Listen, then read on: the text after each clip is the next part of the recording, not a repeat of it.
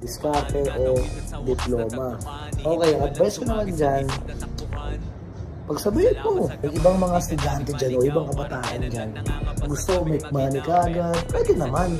Very good naman yun, lalo sa mga nasa high school pa na, gumagawa ng pagkakapirahan din yung legal gumagawa ng pagkakapirahan na, ayos naman yun, very good naman yun. Pero yung iba nagpapadrop, yung iba mas pinipili nilang, mag-starter lang, ayaw na mag-school. Ang point ko dyan, kung nag-aaral ka rin nila, alam mo lang din ang oras yung pag-aaral, edi maganda rin yung sagot mo sa mga bagay-bagay. Marunong ka mag-decision ka agad, mabilis ka mag-decision. Kasi isa negosyo, kailangan talagang may alam din. So, sa mga ibang kids dyan, sa mga sisimula pa lang sa negosyo, pagsabayin mo yun, diploma at diskarte. Kaya bilang kulang sa daliri mga naiwan, sila lang din talaga yung hindi pwedeng maiwan. Lilinisin yung buhay na dating nakakalat, sabay ibaba.